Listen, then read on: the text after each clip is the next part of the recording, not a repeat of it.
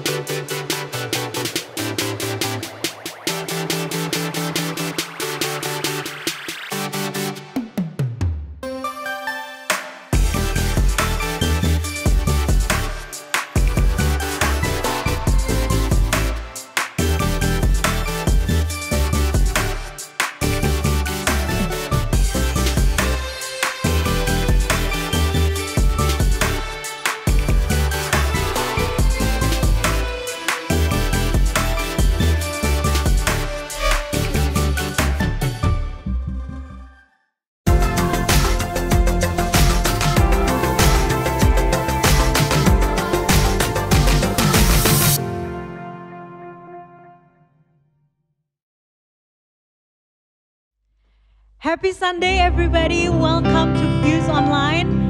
Senang banget teman-teman kita bisa hadir lagi di sini sama-sama untuk kita menyembah Tuhan. Kita mau ingat di minggu ini mungkin the week has been really hard for every one of us maybe with the numbers going up and everything. Tapi kita mau tetap ingat that our hope is always in God.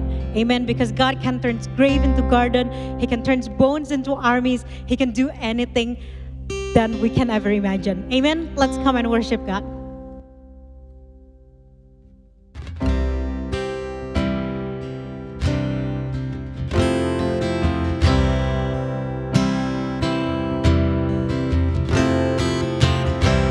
Sama-sama nyanyiin lagu ini bersama-sama.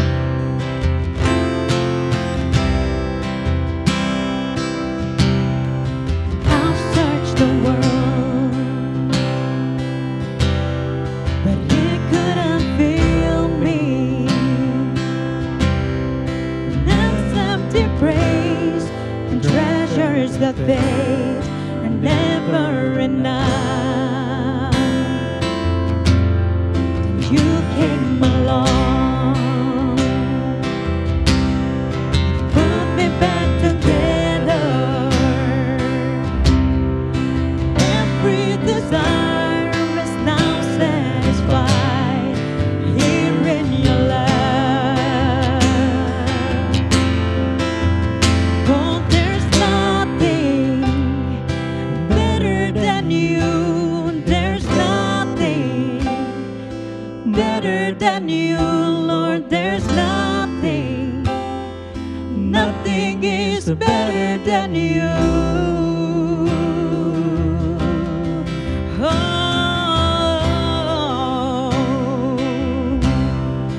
I'm not afraid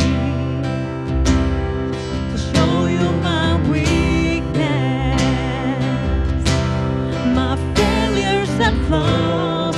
Lord, you've seen them all and you still call me friend. 'Cause to God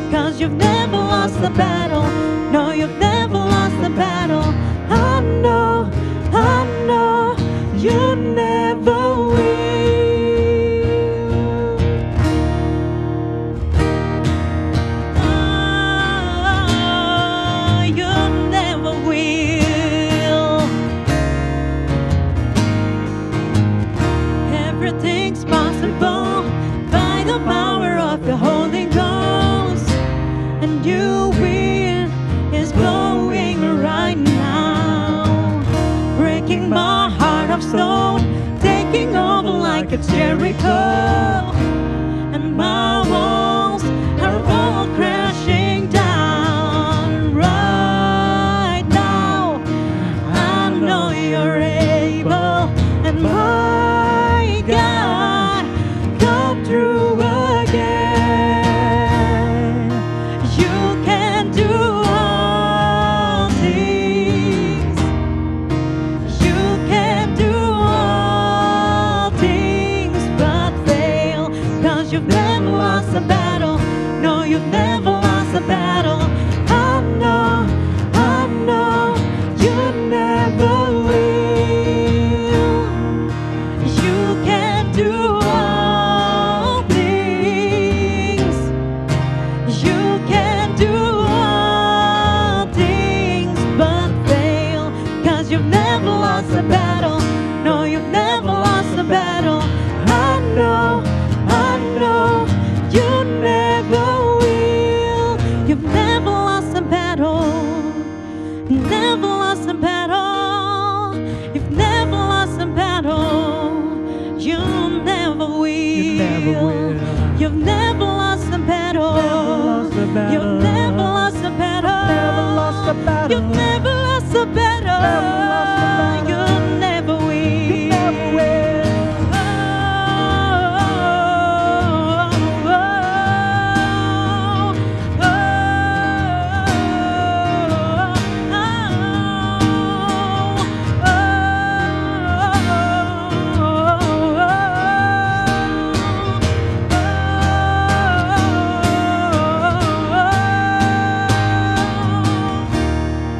You can do all You can do all things.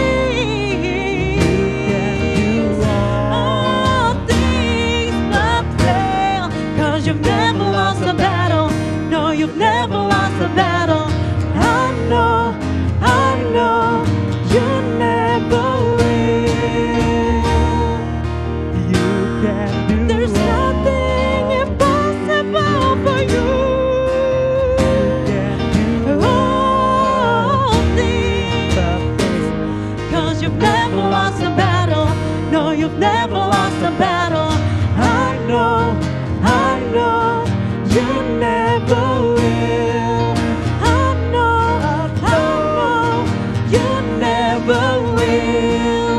I know you never will.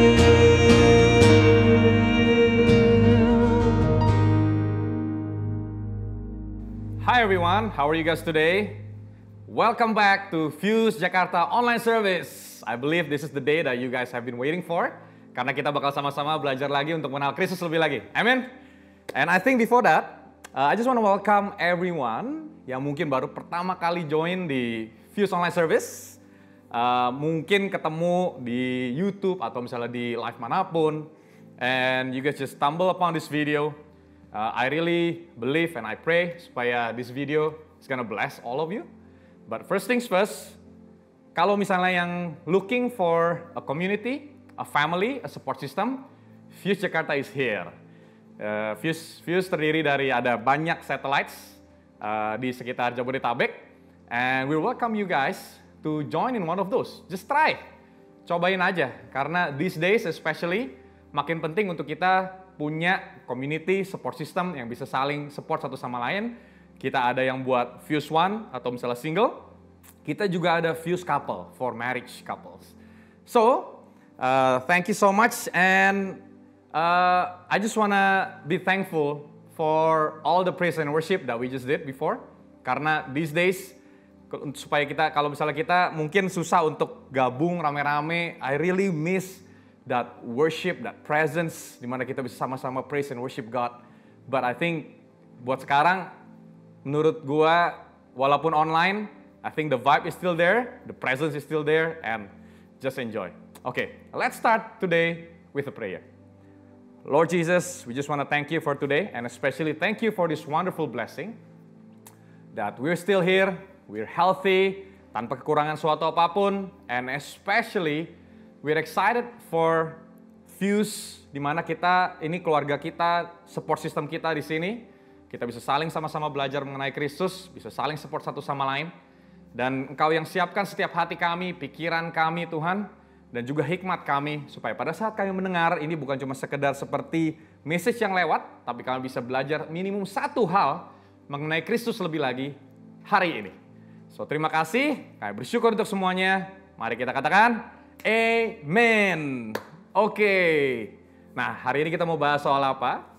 Mungkin udah ngeliat ya di title of the video. We're gonna talk about spiritual, of course, right? But there is more. Spiritual growth hack. Waduh, ini menarik banget. Apaan nih spiritual growth hack ya? Tapi padahal sebenarnya kalau misalnya kita ngomong term growth hack, we actually use it a lot. Orang udah banyak pakai term growth hack nih. Nah, kita pengen tahu nih growth hack itu sebenarnya apa sih? Mungkin kalau bahasa Indonesia pertumbuhan secara cepat gitu kan. Apa nih yang bisa dibikin secara cepat, secara signifikan gitu ya untuk mendapatkan pertumbuhan. Nah, but we're gonna focus on the spiritual part. Before that, semua udah tahu mengenai ini? I believe. Ada yang tahu? This is the logo of our beloved company yang mungkin setiap hari paling banyak kita pakai di kita punya smartphone, which is Instagram. Nah, kalau misalnya kita ngomongin soal Instagram, kenapa sih Instagram bisa sukses, ya kan? Nah, Instagram bisa sukses karena mereka melihat ada satu potensi yang luar biasa di mana kalau sebelum ada Instagram, orang tuh biasanya saling komunikasi itu berdasarkan tweets atau misalnya teks gitu kan. Misalnya orang ngomong, ya hari ini saya pergi ke pasar, for example. And then tiba-tiba ada yang reply bilang, di mana dan lain-lain bla bla bla gitu ya. Nah, tapi ternyata ada ongoing demand. Pada saat waktu itu benar-benar orang nih mulai smartphone-nya tuh, handphone-nya mulai bagus nih. Kameranya mulai bagus. Ya kan? Dulu kan kamera itu jelek banget di handphone ya. Pada saat Instagram mulai, itu kamera mulai bagus. Jadi orang mulai banyak take pictures and videos. Nah, di situ dia lihat, ada opportunity di sini. Kenapa kita nggak bikin orang bisa interaksi tapi pakai foto? Nah, di situ itu namanya growth hack-nya Instagram yang salah satu yang paling sukses. Sampai akhirnya bisa dijual sampai $1 billion+, right? Ke Facebook. So, Instagram in one of those company yang sukses karena dia lakukan growth hack namanya. Nah, mungkin satu lagi, this is my beloved company, Tiket.com. Saya sendiri udah jalan ini selama 10 tahun. Ada satu hal yang menarik di Tiket.com, mungkin kalau misalnya nggak tahu, kita ya obviously it's an online travel company, selling tiket, flight tickets, hotel, whatever dan lain-lain. Tapi do you guys know, kalau Tiket.com itu dimulai dulu, itu kita mulai dengan jualan tiket konser dan juga tiket kereta api. Hah? Kenapa ya? Padahal kan sebenarnya kan yang gede itu adalah flight dan hotel, pesawat dan hotel. Nah, reasonnya kenapa? Growth hack, again. Kita mencoba cari cara di mana yang ongkosnya paling murah, tapi mencari pertumbuhan yang paling tinggi. So, maximum impact with minimum effort. Nah, kereta, api, dan konser, ini orang sudah mencari produknya.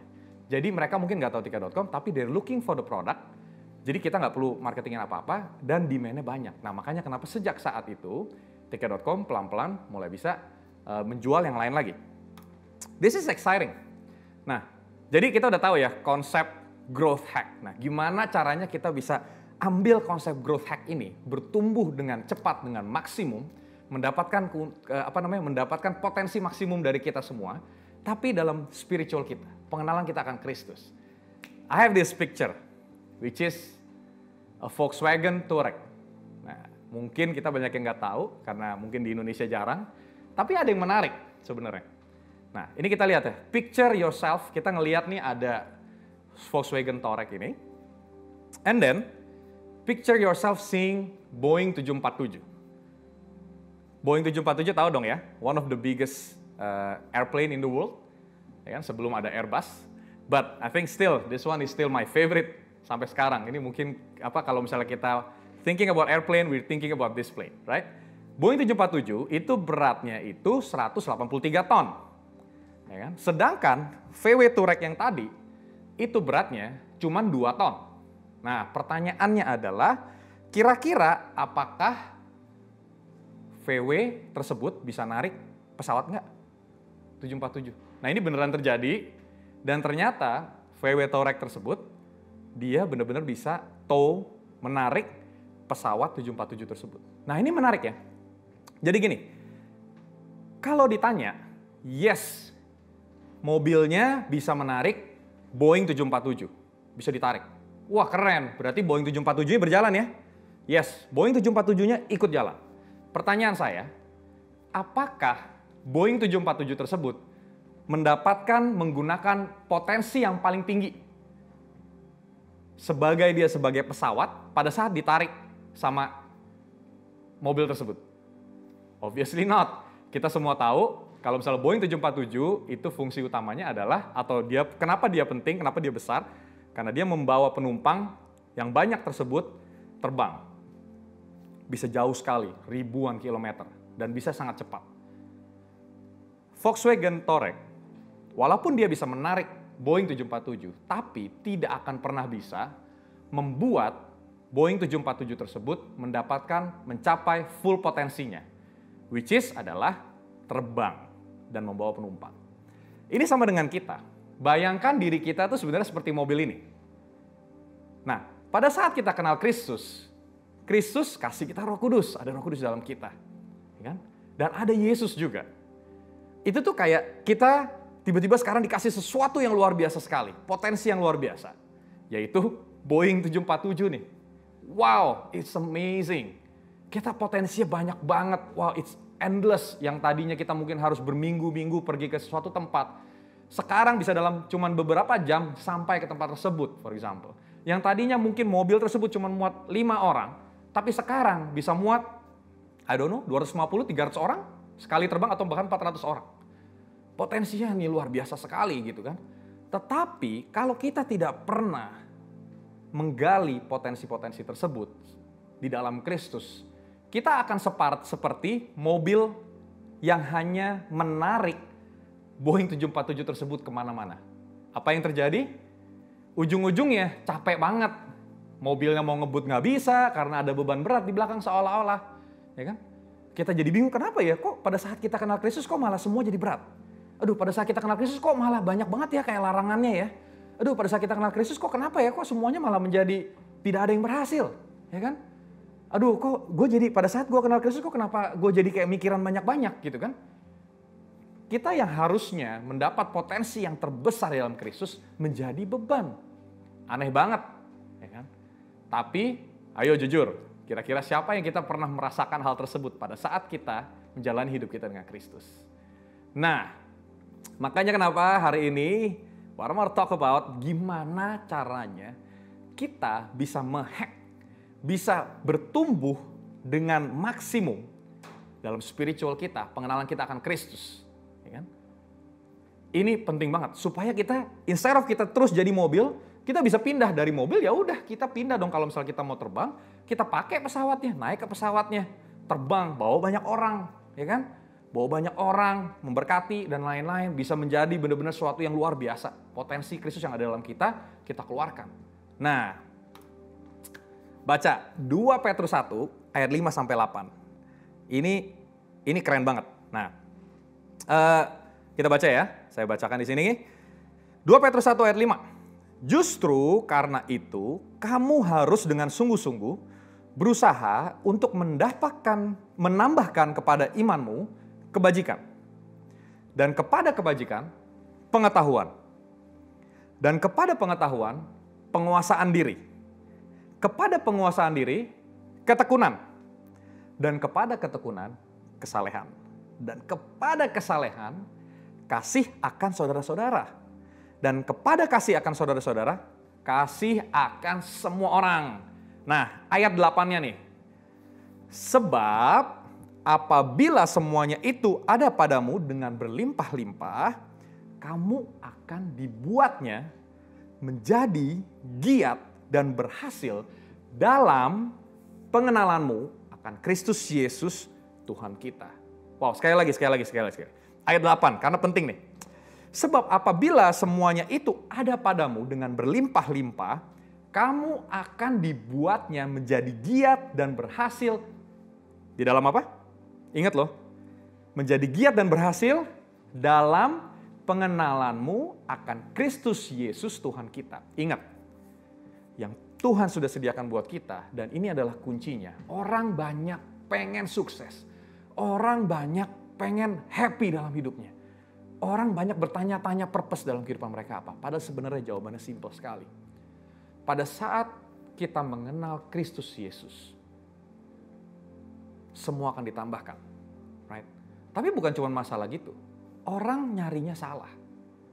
Kita di sini sebenarnya adalah yang paling penting, Petrus bilang, pengenalan akan Kristus Yesus kita pun itu akan bisa menjadi giat dan berhasil.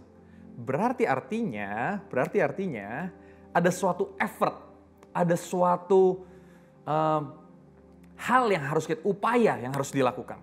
Di ayat 5-nya dibilang, kamu harus dengan sungguh-sungguh berusaha untuk menambahkan kepada imanmu. Sungguh-sungguh berusaha. Wah, Petrus bilang sungguh-sungguh berusaha. Banyak orang pada saat kenal Kristus langsung dengar kata ini nih. Orang banyak bilang ini, let go and let God. Waduh, ini terkenal banget ya. Kita banyak bilang, udahlah let go and let God aja. Udahlah kita ngalir aja. Udahlah kita santai aja dan lain-lain. Oke, in some points, in some perspective, di dalam beberapa konteks mungkin benar. Tetapi in this case, untuk pengenalan kita terhadap Kristus, kita nggak bisa cuman let go and let God. Kenapa? Jelas banget Petrus bilang, kamu harus berupaya, kamu harus berusaha dengan sungguh-sungguh untuk menambahkan kepada imanmu. Ya kan? Kita ada suatu upaya, ada suatu hal yang kita bisa lakukan untuk makin mengenal Kristus. Itu dia. Ingat ya, mengenal Kristus berbeda dengan menerima Kristus. Kristus masuk ke dalam kehidupan kita, itu kita nggak tahu.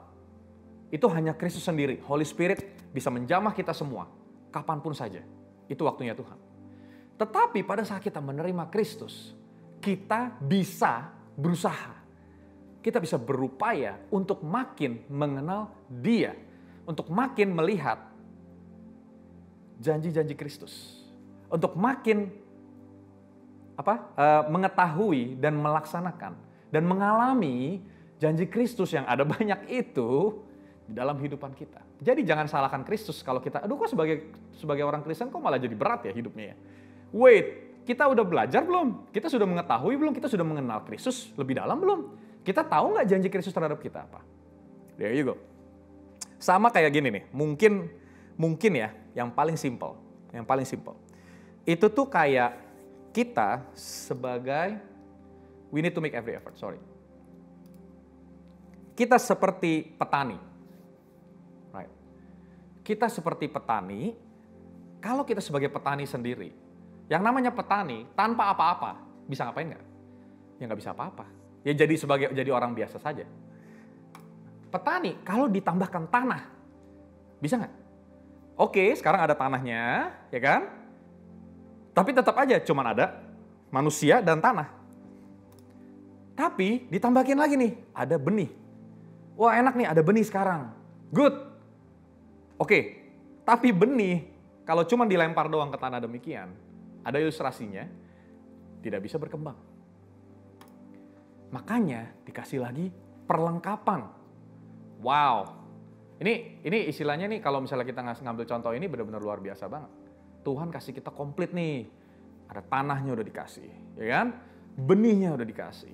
Perlengkapannya di Alkitab sudah dikasih. Wow, lengkap banget.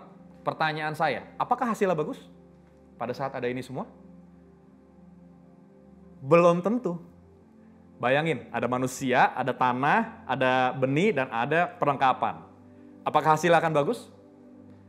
Sangat belum tentu. Kenapa? Karena butuh yang namanya effort. Banyak orang merasa pada saat mereka udah mengenal Kristus, pada saat mereka sudah menerima Kristus, selesai, sudah ya udah selesai. Let go and let God, udah gue ngeflow aja, selesai. Padahal di situ salah banget. Pada saat kita mengenal Kristus, di situ kita baru dikasih potensi yang luar biasa. Yaitu Tuhan udah kasih tanah, Tuhan kasih benih, Tuhan kasih peralatannya. Tapi kita tidak melakukannya. Kita tidak berupaya menggarap tanah tersebut. Tidak akan ada hasilnya. Jangan pernah lupa, ada upaya yang petani harus jalankan untuk mendapatkan hasil yang luar biasa. Ya kan? Kalau petaninya mau hidup enak, ya harus upaya. Kalau misalnya enggak, walaupun dia udah punya segala-galanya, tapi kalau enggak ada upaya yang dilakukan, tidak ada hasil, Akhirnya ya gitu-gitu aja hidupnya. Bener kan? Nah, another point. Oke, ya udah, udah berupaya juga dengan baik. Ya kan? Berupaya. Upaya ini ada upaya yang luar biasa, upaya setengah-setengah, upaya males-malesan, ya kan? Bagaimana dengan hasilnya? Nah, hasilnya di sini, hasil selalu adalah di tangan Tuhan. Karena hidup ini bukan cuma sekedar matematika, 1 tambah 1 sama dengan 2. Ya kan? Hidup ini kadang-kadang 1 tambah 1 sama dengan 4. 1 tambah 1 sama dengan 11 orang bilang. 1 tambah 1 tapi bisa juga ternyata jadi setengah. Bahkan jadi 0. Yang namanya hasil kita serahkan sama Tuhan. Yang penting kita sudah melakukan bagian kita. Kenapa? Karena bisa saja di situ Tuhan sedang melatih kita, Tuhan sedang membawa kita untuk bisa naik level, bisa naik lebih lagi, mengenal Kristus lebih lagi.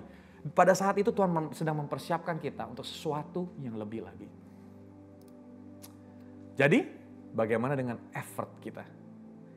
Hal apa sih yang harus kita berusaha upayakan sesungguh-sungguhnya untuk bisa mengenal Dia lebih lagi.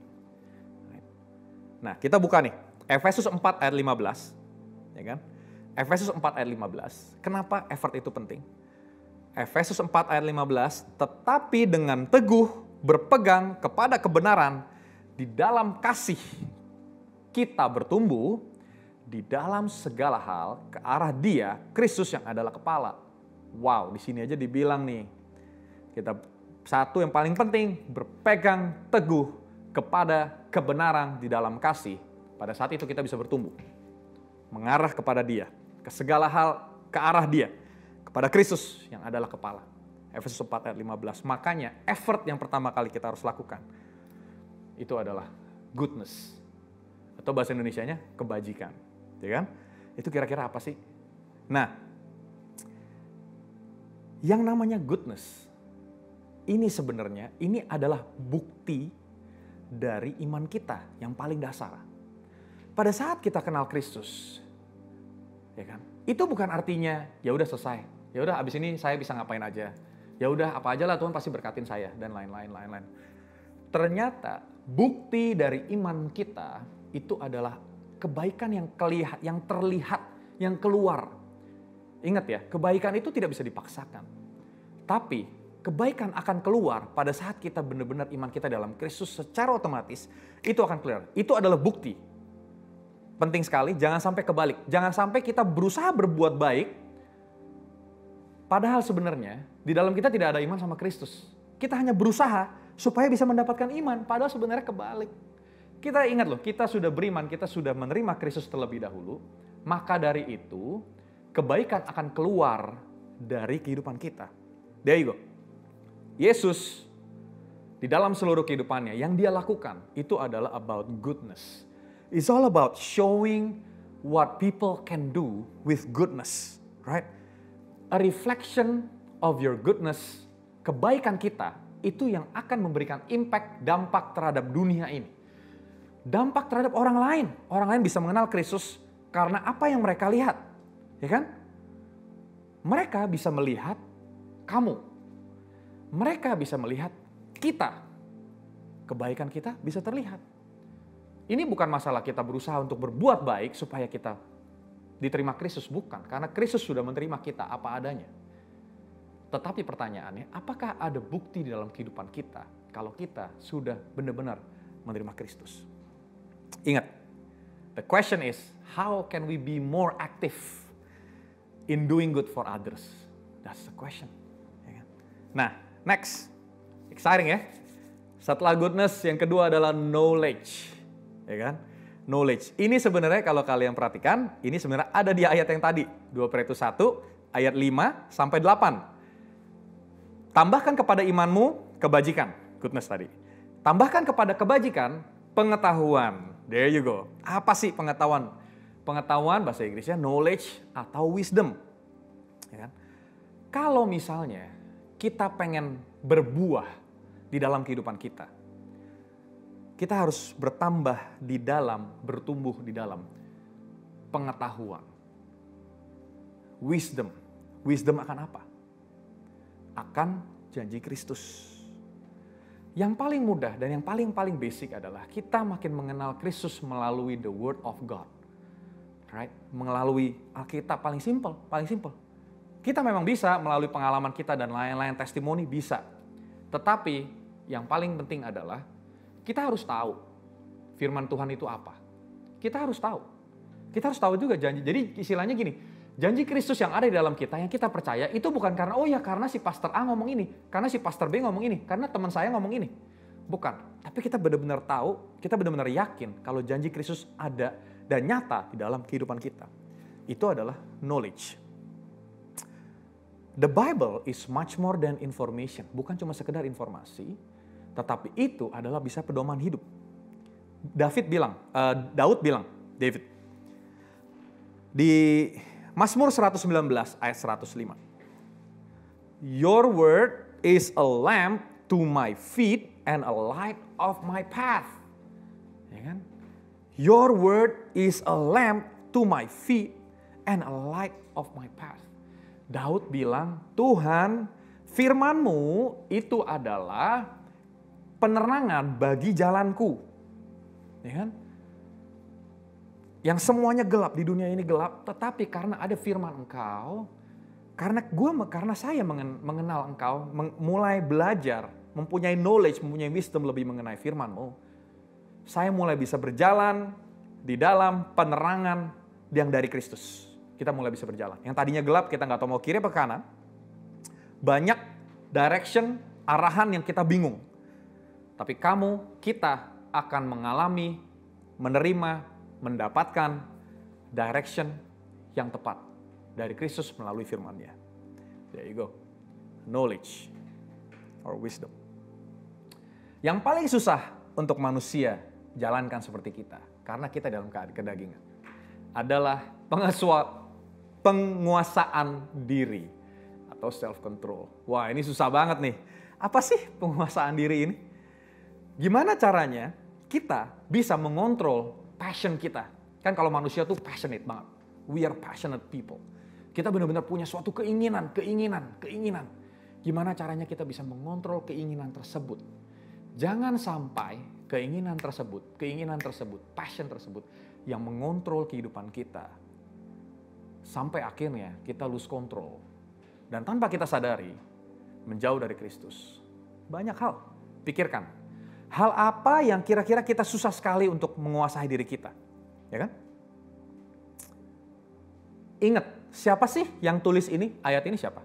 Yang tulis ini, itu adalah orang yang pada saat Tuhan Yesus lagi mau ditangkap oleh prajurit di Taman Getsemani. Orang ini lari dan memotong telinga dari prajurit tersebut. Orangnya sangat tidak bisa menahan diri. Ingat, orang ini juga orang yang pada saat Tuhan Yesus bilang, kamu akan menyangkal aku. Dia bilang, tidak, aku tidak akan. Tetapi pada saat waktunya keluar, dia ditanya, apakah kamu pengikut Kristus? Langsung dia bilang, tidak. Dia menyangkal Yesus. Dia adalah orang yang menyangkal Yesus. Ini orang tidak punya penguasaan diri. Si Petrus yang menulis ini, dia tidak punya penguasaan diri. Tetapi bayangkan, Petrus yang tidak punya penguasaan diri, dia bisa menjadi the head of the church pada saat itu. Kepala gereja. Petrus dipercayakan oleh Tuhan untuk membangun jemaatnya, gerejanya. Luar biasa sekali. Yang tadinya dia tidak punya pengendalian diri, yang gampang diombang-ambingkan, yang takut. Ya kan? Dia bisa menjadi Petrus yang seperti kita kenal sekarang. Kalau Petrus bisa, saya yakin kita semua bisa. Pasti. Hal apa aja? Banyak. Addiction, mungkin kita punya suatu ketergantungan terhadap sesuatu. Apakah mungkin emosional? Kita orang emosi? Atau apakah mungkin kita orangnya konsumtif banget? Atau mungkin kita orangnya bucin? Ya kan? Budak cinta gitu. Apa-apa pokoknya yang penting karena orang ini, gue sayang banget sama orang ini. Ingat, sayang sama orang, mau itu pacar, mau itu suami, istri, anak, dan lain-lain. Ingat, itu bisa menjadi suatu obsession. bisa mengalahkan segala macam pikiran kita yang lain. Apakah kita kepengen untuk direkognize sama orang sedemikian mungkin sampai kita tidak bisa menguasai diri kita di sosial media, di mana dan lain-lain. Kita berusaha untuk jadi, kalau bahasa kerennya sekarang, pansos gitu ya, panjat sosial gitu. Berusaha untuk naik. Karena kita pengen direspek sama orang. Hati-hati, bisa jadi obsession, right? Cara yang paling benar adalah penguasaan diri. Kita berusaha untuk menguasai diri kita, right? Exercise self-control. Tuhan sudah memberikan kita segala macam kehidupan kita. Dia punya kebaikan dalam kehidupan kita. Kalau pada saat kita nggak sanggup lagi dalam menguasai diri kita, minta Kristus, Holy Spirit untuk beracara dalam kehidupan kalian. Pasti bisa. Next. Perseverance, ketekunan. Wow, this is tough. Makin lama makin susah ya. Ketekunan, perseverance adalah we're pressing on pada saat kita sudah saatnya, kita sudah nggak tahan lagi, udah mau giving up, udah mau capek, udah mau menyerah. Right? Kalau orang yang impulsif, orang yang tadi tuh, orang yang tidak bisa self control, akan gampang banget untuk menyerah. Karena dia akan terfokus sama obsesinya dia, sama addictionnya dia. Akan mudah banget menyerah sama obsessionnya udah langsung, ya kan? Makanya kenapa kita harus bisa belajar untuk mengendalikan diri kita. Karena setelah itu kita mulai bisa tekun, mulai bisa belajar untuk persevere. Pertanyaannya apa? Hal apa yang bikin kita untuk sekarang lagi mudah menyerah?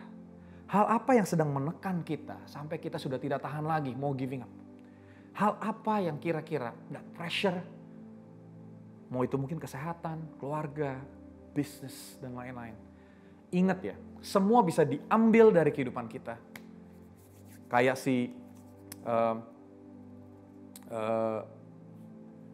cerita di Bible yang luar biasa banget, Ayub. Semua bisa diambil dari kehidupannya Ayub. Semuanya, semua keluarga, apa segala, anak, bisnis, kesehatan. Tetapi pressing on, dia tetap persevere. Fokus terhadap Tuhan. Dia berpegang sama Tuhan. Ujung-ujungnya Tuhan, at the end of the day, yang penting saya masih punya Tuhan dan saya berpegang kepada Engkau saja. Resultnya gimana? Terserah Engkau. That's ketekunan. This is the toughest. Godliness. Life that flows from passion from God. Kesalehan kalau bahasa kerennya gitu ya. Your worship life. Your prayer life. Express it. Gimana caranya kita bisa mengenal Kristus lebih lagi? Salah satu yang menurut saya paling mujarab, yang paling manusia itu lemah. Jadi kita harus membangun di sekitar kita sistem, support system yang untuk membantu kita untuk selalu ingat sama Kristus. Jangan sampai kita benar-benar hilang. Banyak orang yang kayak ya udahlah, awalnya semangat, lama-lama hilang. Kenapa? Karena mereka nggak punya support system. The best way for me, at least untuk kita, untuk saya bisa mengenal Kristus adalah melalui support system saya. Yang setiap minggu saya diingetin terus mengenai Kristus. Saya dengar Yesus, saya dengar kebaikan Kristus, saya dengar mukjizat yang terjadi, saya dengar firman Tuhan. Makanya kenapa Fuse is all about support system. Fuse is all about family. Fuse is all about community that we build together, bukan saya. We all of us here, we build it ourselves. Kenapa? Karena we need it. Human being needs it. Dan kita bersyukur di sekeliling kita ada banyak godly people, right? Yang kadang-kadang kita nggak nyadar mereka menjadi support system kita. That's the best way, right? Practice about love, worship, pray. Next one, yang paling exciting adalah brotherly kindness, atau misalnya kasih terhadap saudara, terhadap teman-teman kita sesama believer, sesama teman-teman kita yang mengenal Kristus. Ingat, jangan pernah lupa, we need to support them. Tadi, kalau misalnya kalian sudah pernah merasa di-support, ya kan, diselamatkan, dibantu sama teman-teman kita yang ada di community ini, atau mungkin di luar lain, atau di gereja kalian, remember to do the same, right? The reason why I love support system is because today mungkin kita yang butuh mereka. Besok bisa jadi mereka yang butuh kita. The next day, mungkin bisa jadi yang lain lagi, mereka experience the same yang kita bisa share pengalaman kita. That's the power of a support system. Right? But the last one yang paling penting is actually love. Kasih kepada semua orang. Tuhan mengajarkan dia sebagai Tuhan, dia bisa datang ke dunia karena dia mengasihi kita semua tanpa terkecuali. Sayangnya orang Kristen, ada dua tipe orang Kristen biasanya. Satu, orang Kristen yang sangat mengasihi gereja, sangat mengasihi orang Kristen yang lain. Tapi biasanya pada saat orang Kristen tipe ini melihat dunia, melihat orang di luar sana, mereka langsung bilangnya, oh ini nih orang-orang berdosa. Oh ini nih, oh ini tidak sesuai dengan firman Tuhan. Too easy to judge other. Right? Kita terlalu dengan mudah menjudge other people yang tidak di dalam Kristus. Sedangkan Tuhan bilang untuk mengasihi siapapun. Itu tipe orang Kristen yang pertama. Tapi, hei kamu, ada juga orang Kristen yang kedua. Yaitu orang Kristen yang tahu, wah Tuhan Yesus mengasihi nih orang-orang yang kekurangan di luar sana. Jadi ini orang-orang ini mereka benar-benar luar biasa. Charity work, wow luar biasa banget. Melakukan hal-hal yang baik di luar sana, di luar sana, di luar sana. Dan abis itu mereka bilang, itu tuh lihat tuh. Orang gereja itu semuanya munafik. Biasanya orang-orang yang kepahitan. Orang-orang yang pengalamannya buruk di dalam gereja. Atau di dalam suatu Christian community. Lihat tuh, orang Kristen munafik. Udahlah, makanya karena mereka munafik, saya lakuin hal yang pasti-pasti aja. Mengasihi orang lain, selain orang Kristen. Well, entar dulu nih sebentar. Tuhan meminta kita untuk mengasihi semua orang. Tanpa terkecuali. Mau itu orang Kristen, mau itu orang non-Kristen, mau orang punya ataupun gak punya. Moga-moga ini menjadi tamparan buat kita semua. Dan menjadi peringatan buat kita semua juga. To love others. Right? Yes. I think it's amazing ya. Remember that? Pada saat kita sudah mulai bisa berupaya dari 7 hal tadi. Saya yakin kita bisa menjadi lebih produktif dan menjadi lebih efektif dalam kehidupan kekristenan kita. Right? On top of all of that, the first question yang kita harus tanya adalah, kasihi Kristus. Mengasihi Kristus, ingat ya, mengasihi Kristus bukan cuma dengan doa. Bukan cuma dengan worship doang. Mengasihi Kristus itu full dalam seluruh kehidupan kita, apapun yang kita lakukan. Right? Harus bisa lama-lama kehidupan kita akan memancarkan kasih Kristus. There you go. Kita akan menjadi berbuah, fruitful. Dimanapun kita berjalan, dimanapun kita melakukan apapun yang kita perlu lakukan. Kita menjadi berkat bagi banyak orang. Kita bisa menggapai potensi kita di dalam Kristus. Yang tadinya kita cuma naik mobil doang, kita sekarang bisa menggunakan pesawatnya. Terbang kasarnya begitu ya. So, 2 Petrus 3 ayat 18, tetapi bertumbuhlah dalam kasih karunia dan dalam pengenalan akan Tuhan dan Juru Selamat kita, Yesus Kristus. Baginya kemuliaan sekarang dan selama-lamanya. Wow, tetapi bertumbuhlah dalam kasih karunia dan dalam pengenalan akan Tuhan dan Juru Selamat kita. Jangan ngomongin soal berkat-berkat doang. Yang paling penting adalah bertumbuh di dalam kasih karunia, bertumbuh di dalam pengenalan akan Tuhan Yesus kita. Finish like Paul. And I'm gonna finish with this. Finish like Paul. I love Paul. Saya suka banget sama yang namanya Paulus. Luar biasa banget dia dari kehidupan lamanya.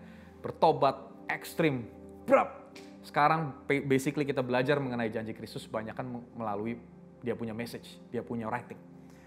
2 Timotius 4 ayat 7. Sama-sama kita baca ya.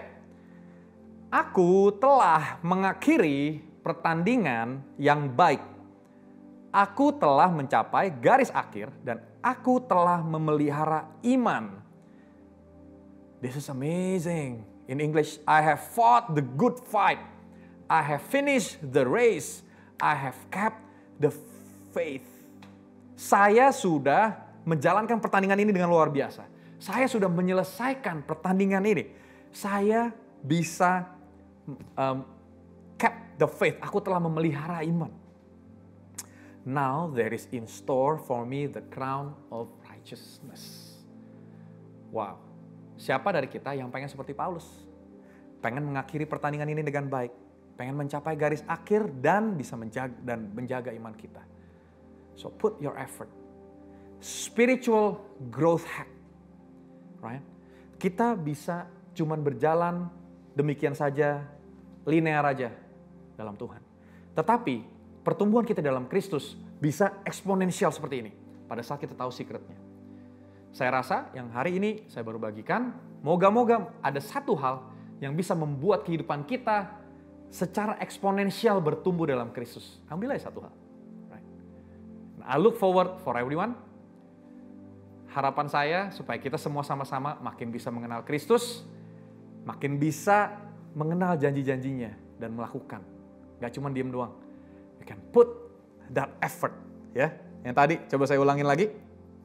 Karena itu kamu harus dengan sungguh-sungguh berusaha untuk menambahkan kepada imanmu. 2 Petrus 1 ayat 5. Kebajikan dan kepada kebajikan pengetahuan, kepada pengetahuan penguasaan diri, kepada penguasaan diri ketekunan, dan kepada ketekunan kesalehan, kepada kesalehan kasih akan saudara-saudara, kepada kasih akan saudara-saudara, kasih akan semua orang. Sebab apabila semuanya itu ada padamu dengan berlimpah-limpah, kamu akan dibuatnya menjadi giat dan berhasil dalam pengenalanmu akan Yesus Kristus, Tuhan kita. Amin, amin, amin. Thank you so much. And one last thing. Kalau misalnya kalian ada yang mungkin belum kenal Kristus, yang mungkin dari tadi bingung apa ya. You know what? The first step, it's okay. Take it all pelan-pelan aja. First step adalah terima Kristus. And I want to pray for those of you yang mungkin mau terima Kristus pada saat ini. Let's pray. Dan habis itu sekalian kita doa tutup juga. Alright, follow me. Dear Jesus, today I give you my life. I choose you as my Lord and my Savior. Help me, forgive me, because I need you. Today I surrender all, because I want to follow you. In Jesus' name, amen, amen, amen. Let's give a clap to Jesus. He's amazing. And thank you so much for everyone today. Lord Jesus, we just want to thank you buat hari ini yang luar biasa ini supaya kami semua bisa sama-sama belajar lebih lagi di mana kami harus berusaha, berupaya untuk mengenal Engkau lebih lagi supaya kami bisa menggarap potensi kami di dalam Kristus.